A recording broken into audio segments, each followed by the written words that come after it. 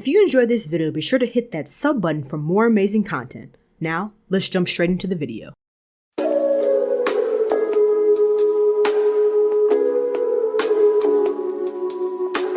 What's good, YouTube? It's your girl Bofina1 bringing you guys in another YouTube video. And I know many of you have heard about the whole cryptocurrency phrase and the phase that's going on with Bitcoin. And as you can see on my screen right now, currently, Bitcoin jumps to a new high above 66,000 after landmark US ETF launch.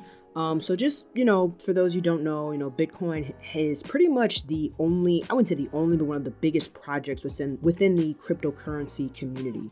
And yesterday it had passed over 65,000.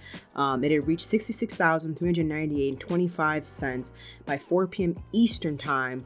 And it passes the 66,900 level this was Wednesday. So this was few days ago, depending when this video gets released, and topping its previous intraday record of 64,899 set in mid-April. So for those of you may be wondering, okay, well, what does this mean? What is this like? What is the excitement? Well, one, a lot of analysts have said that Bitcoin would never get to 60,000. A lot of people have been analyzing, saying that in Q4, Bitcoin would be going past 100,000. The catch here is that we need to see if Bitcoin is actually going to establish a 65,000 support, meaning like that's kind of where it pulls back. So right now it's currently pulled below that.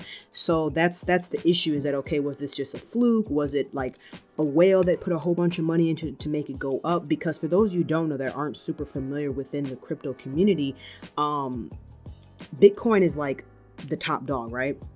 So if Bitcoin goes up, all the other coins go up. It's like a domino effect. If Bitcoin rises to all-time highs, then all the altcoins will rise to all-time highs, which is why you're seeing a whole bunch of videos online right now of people wondering, okay, are a lot of altcoins going to go up? An altcoin meaning coins that don't like revolve around like Bitcoin and Ethereum. Some of your altcoins like Dogecoin. Well, that's more of a meme coin, but like Anchor or Polkadot. There's a lot of different altcoins out there that are not as big as Bitcoin.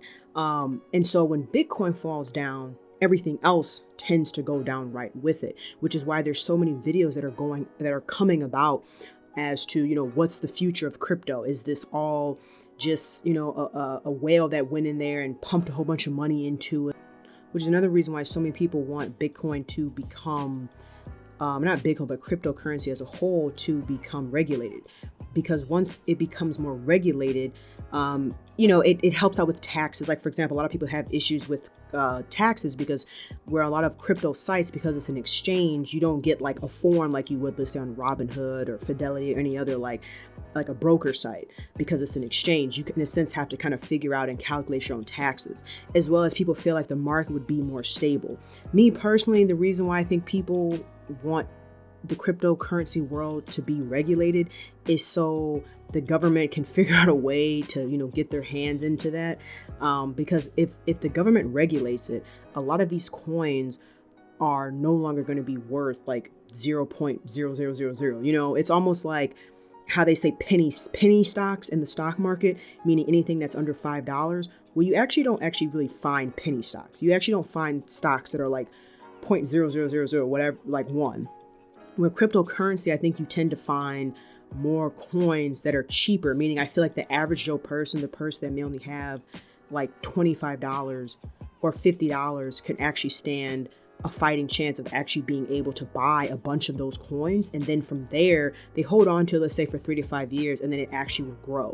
Where in the stock market, unless it's like a dollar stock, you're not a lot of time going to be able to get a whole bunch of quantity. And that's really what you want. That's why you heard about so many people in the Dogecoin era that became millionaires. Dogecoin had shot up to like 0.6 and people were millionaires. People now, even where it's at now, like 0.2, 0.25, if you bought it back when it was like 0.000001, you're making a bunch of money right now.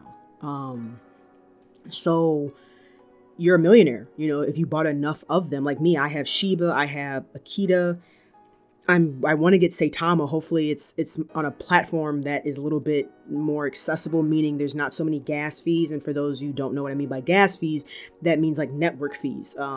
Because when you buy crypto, you have to pay for like the exchange of buying the coin. So like a lot of time you have to pay to be able to get the USDT, which is like the tether.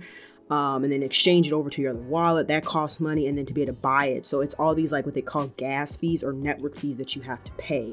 But yeah, I mean, Bitcoin going up. I mean, the reality is that when something goes up, you're talking about 10, 15, 20%, it's going to have to pull back down. The question is how far is this pull down going to be? That's the question. I think a lot of people are like, how far is it going to be? Because if it pulls back at a healthy pullback, and then, makes higher highs and higher lows, then in all reality, it's not that bad, But like I said, I think with crypto is going to be the future. Like I keep telling people, crypto is literally the future. And in some ways, we already do it now. People just don't think that we do, but we already do it now. Like I said, with a lot of the other altcoins, or meme coins are becoming a bigger thing. NFTs, like all these different things. It's like you might as well you better get into it now before it becomes regulated, because once it becomes regulated, I feel like it's going to be just like the stock market, where you're not going to have penny coins or 0.000 coins. The coins are going to be worth at least $1, if not more, probably $5, $10. So it's in the beginning stages. But let me know your guys' thoughts about Bitcoin and it going over that 65,000 range, and what do you think is going to happen with Bitcoin? Let's say like end of this year, beginning of next year. Do you think it's going to get to that $100,000 mark? And if it does, what do you think is going to happen to the rest of the cryptocurrency world? Like I think if Bitcoin is the anchor, right, and it's the mover, it's like the ship that gets everything going, then everything else is going to move up. So if Bitcoin goes, we're talking about if it's at 65,000, you're looking at what, another 45,000 or so, 35,000, give or take,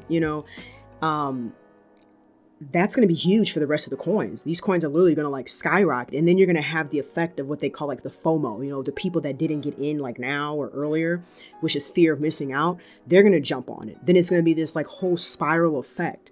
But hey, I'm just going to sit back and watch. So let me know your guys' thoughts down below in the comment section. If you enjoyed the video, be sure to drop a like, comment, share, and subscribe. Hope you guys have a good rest of your day, and I'll chat with you later. Peace, Fin Army.